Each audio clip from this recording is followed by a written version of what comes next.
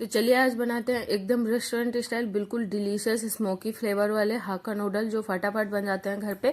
और आप इसे बहुत ही कम चीज़ों से, बहुत ही कम सामान से बिल्कुल रेस्टोरेंट स्टाइल बना पाओगे। घर पे ही एकदम स्मोकी फ्लेवर दे पाओगे। अगर इस ट्रिक से बनाओगे कोई भी अलग से फ्लेवर देने की जरूरत नहीं पड़ेगी।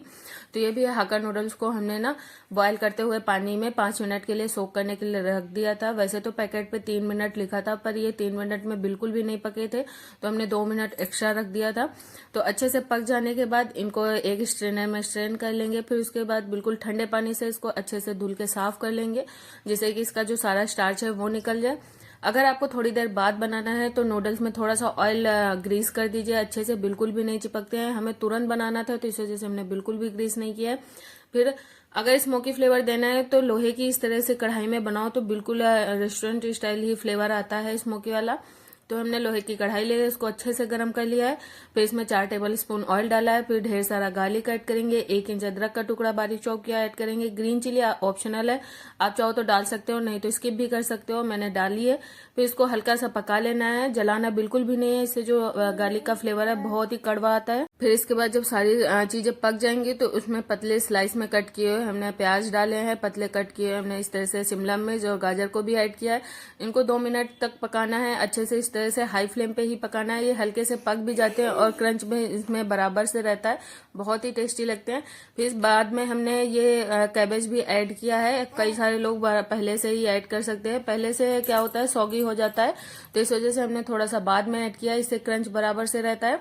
फिर हल्का सा इसे भी 1 मिनट के लिए पका लेना है। इसको पकाने के बाद जो हमारे नूडल्स है उनको हम डालेंगे और हाथों से इस तरह से फैलाते हुए डालना है। इससे जो नूडल्स होते हैं चिपकते नहीं है और मिक्स करने में भी सॉसेस को बहुत ही आसानी होती है, बहुत ही आराम से मिक्स हो जाते हैं। तो इस तरह से हमें हाथों से फैलाते हुए नूडल्स को डाल देना है।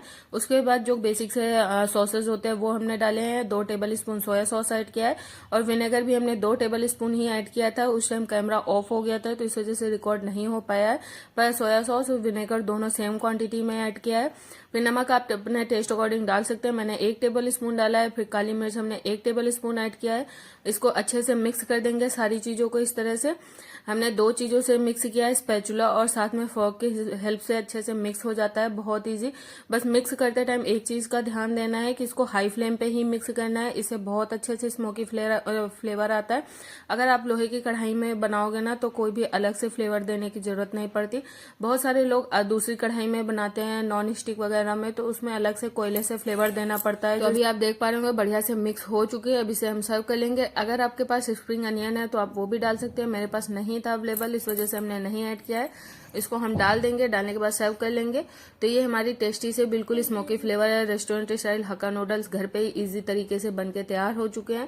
वैसे लोहे की कढ़ाई तो सभी के घर पे है, तो एक बार ट्राई करके जरूर देखना फ्रेंड्स। अगर रेसिपी पसंद आए तो ट्राई जरूर करना, लाइक से सब्सक्राइब करें और सब्सक्राइब जरूर से करिएगा, जिससे कि आपको इसी तरह से और भी नई नई रेसिपीज देखने के लिए मिलती रहे इजी सी। आपके लिए हम लेके आते रहेंगे। Thank you for